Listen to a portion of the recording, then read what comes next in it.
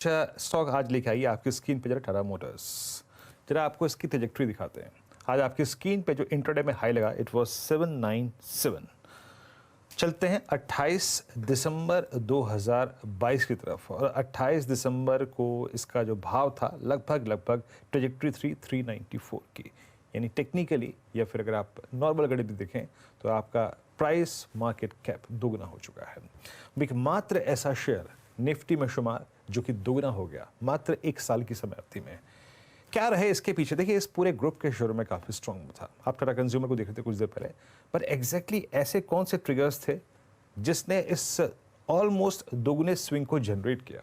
आइए जरा सुमित से इस पूरी कहानी को समझते हैं। सुमित बताइए, टाटा मोटर्स सबसे शानदार मूव, इस मूव का कारण क्या था? तो टाटा मोटर्स इस साल निफ्टी का इकलौता स्टॉक जो कि 100% से ज्यादा चला है। शानदार तेजी के साथ नए रिकॉर्ड स्तरों पर यह स्टॉक पहुंचता हुआ दिखाई पड़ा और 2023 शानदार साल रहा टाटा मोटर्स के लिए, जबकि निफ्टी में डबल होने वाला यह इकलौता स्टॉक बनता हुआ दिखाई पड़ा है। Market cap stand loan basis पे करीब 2.5 लाख करोड़ के पार, और अगर आप टाटा मोटर्स डीवीआर को मिला लेंगे तो करीब 3 लाख करोड़ के आसपास कंपनी की मार्केट कैप पहुंचते हुए दिखाई पड़ रही है। एक शानदार तेजी जारी है।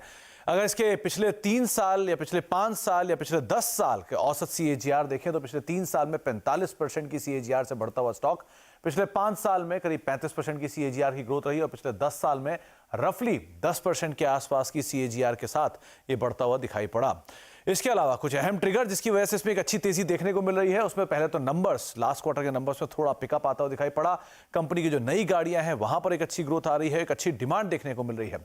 ईवी स्पेस में कंपनी की सबसे मजबूत पकड़ है और एक डोमिनेंट सिचुएशन में ईवी स्पेस के अंदर ये कंपनी सो फार कामकाज करते हुए दिखाई पड़ रही है।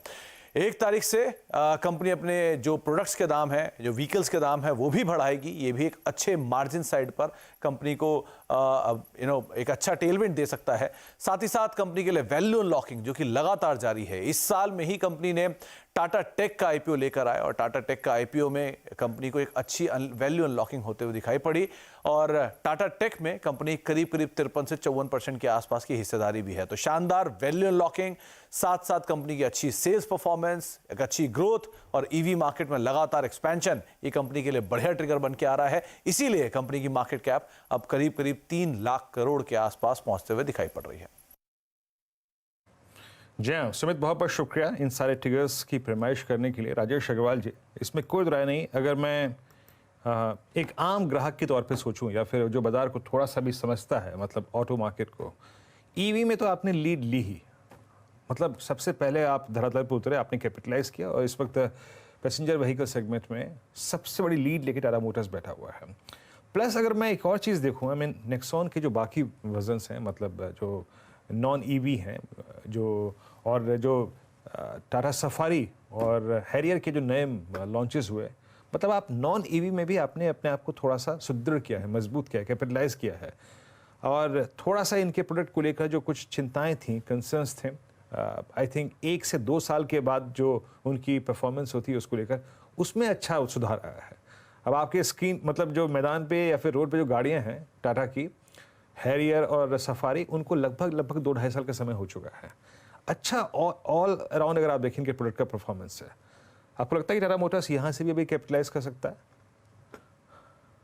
आपने सही कहा वीरू जी कि जो भी इनकी दिक्कतें थी या लोगों की मन में दुविधा थी टाटा की गाड़ियों की, खास करके पैसेंजर व्हीकल को लेकर के, वो थोड़ी-थोड़ी कम होती हुई नजर आ रही है। दूसरी ईवी में इन्होंने अपनी अच्छी पकड़ बना ली है। अभी हाल ही में ईवी स्पेसिफिक शोरूम इन्होंने खोला।